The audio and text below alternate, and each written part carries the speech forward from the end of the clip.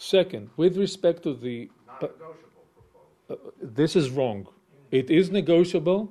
It is negotiable. And even more so, it has been declared as negotiable just in the last year by two people. Okay? One is Abu Mazen, who told me and a group of other people in his office that if Israel accepts our IPI, he would stop the approach to the UN and he would go to a 3-month negotiation process based on the Arab Peace Initiative and the Israeli Peace Initiative, because he believes that the solution can be found in the middle. So I judge people by their intent, not by the general thing. It could have been that at the beginning somebody thought that this is not negotiable. It was, it is, and it will be negotiable, as declared by Arab people, not just by what we think. With respect to the Palestinian refugees, the language of the Arab Peace Initiative clearly states an agreement, a solution to be agreed upon, yuttafaq alayhi in Arabic. The agreement to be agreed upon in the Palestinian refugees, I have heard people from the Arab League, Jordanians, and Abu Mazen himself telling us, I know we will not want to kill the state of Israel. We are talking about symbolic numbers of return of Palestinians to the state of Israel.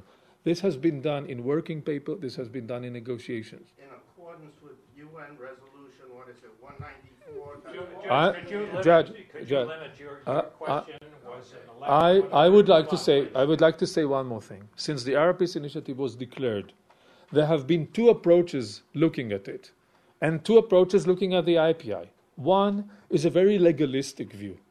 With no offense, as a business person, I know that if I want to kill a deal, I will bring my lawyers to do that. A legalistic approach looking at the language is the wrong approach in my view. A business approach that looks at what has emerged since the Arab Peace Initiative in working, go and look at WikiLeaks, see what was discussed during the Annapolis process, far beyond what was declared in the Arab Peace Initiative as presumably non-negotiable. The issues that we see on the table today are far more complicated on security and Jerusalem issues than they are on the Palestinian refugees issues, coming from endless discussions with the Israeli negotiators on our side and the Palestinian negotiators on the other side, from the NSU. And last but not least, when the officials from the Palestinian Authority saw the IPI, they said, you know what, it's a good starting point. And we were very clear there. And it was reiterated both when we spoke with them and when they responded, that our formula that talks about symbolic exceptions of refugees returning to the state of Israel is the language they can live with. So I take a business approach, I look at the progress, and I don't feel tied to the legalistic historic interpretation of the Arab Peace Initiative. So is the Arab world, and thanks God, more and more Israelis are looking at it differently. Thank you. Yes, sir. Yes, sir. Thank you. My name is Safi Kaskas. I'm an Arab, and I want you to know that this initiative is not just Israeli. The movement toward peace is an Arab and Israeli movement. We are partners. He will acknowledge this. I acknowledge it. We are working together toward peace. So please, if you in the United States want peace to be the final solution in the Middle East, please find ways to build bridges. We know objections can be raised right, left, and center, but at this time, what we need is a push forward together so we can move this initiative forward. It's an Arab-Israeli initiative. Thank you so much. Thank you.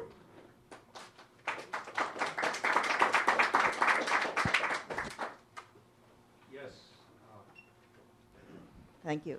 Diane Perlman. I'm at the School for Conflict Analysis and Resolution at George Mason. Anyway, thank you very much for an interesting talk. I just got finished the writing part of a book I'm co-authoring with Johan Galtung and Joanna Santa-Barbara on reconciliation. And some people are familiar with Johan Galtung, but he has an idea of a 6-state solution based on the Middle East community, like based on the European Union, a regional approach that seems consistent with some of your ideas.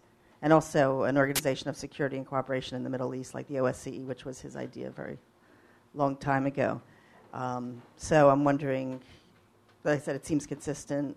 What do you think about that? And also, have you checked into some of the business leaders organizations in the U.S. that are doing things?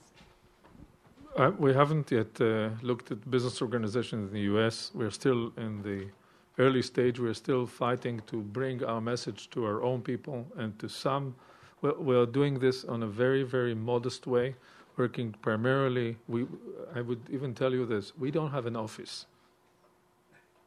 We don't have an office. We don't believe there is a need for a large organization. We think that our message is powerful enough to be spread through emails, through newsletters, through the internet. With respect to the other notions of regional approach, by far, we would embrace every idea that looks at the region as a whole and goes beyond the silos of national interest or bilateral negotiations. Specifically, this is becoming more and more apparent in the business world, but also in security. And I would even say that definitely our program for economic development that we are outlining, not in the initiative itself, but in further discussions, goes after two major business initiatives that would involve, one will involve Israel, Palestine, Jordan, and Iraq, and another that will involve Turkey, Syria, Lebanon, Israel, Palestine, Jordan, Saudi Arabia, and Egypt, on the two regional business development and economic development efforts. So we believe that the cross-border cooperation should first start with business, as it were in Europe. Later on, it could bring, inshallah, next generations may consider more or different or stronger ties also on the state level. But we set our eyes on a very modest yet ambitious goal. We just want a regional peace agreement. Some of you in the back room have questions. Please send them up on cards because I can't see you. The gentleman in the orange tie. Blake Selzer, thank you for your presentation. I'm wondering, recognizing this is aimed primarily at Israeli citizens first, how can we be most helpful in the U.S.? I know that you mentioned in your presentation, briefing the White House and others, one thing I didn't see in civil society, I saw prominent, I work for a civil society organization, CARE myself, but what about Congress? I think many would argue that they could use some education on some of these proposals. Have you done that yet? Is there plans to do that, and how can people be helpful? Thank you. Definitely. We haven't yet.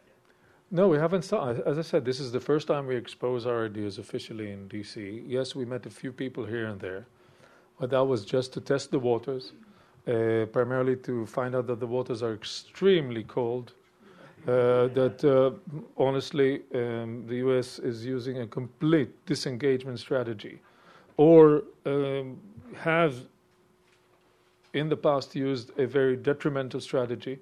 We think that if we judge just by results, the past 3 years have been a total waste of time.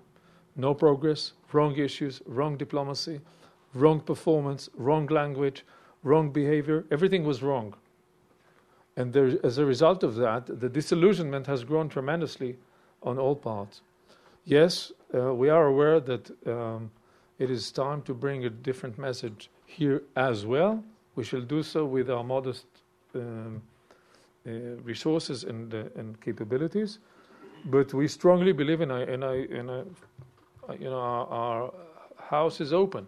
If you want to be ambassadors of the idea, tell us. We'll send you information. Take it to whoever you want, and we'll come back again.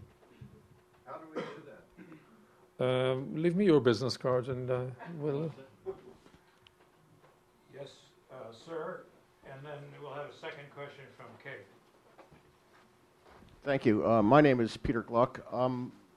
So far as I know, the proposed unity government between the Palestinian Authority and Hamas has not changed Hamas's position, rejecting the right of Israel to exist and committed to driving it into the seas, so to speak. So my question is,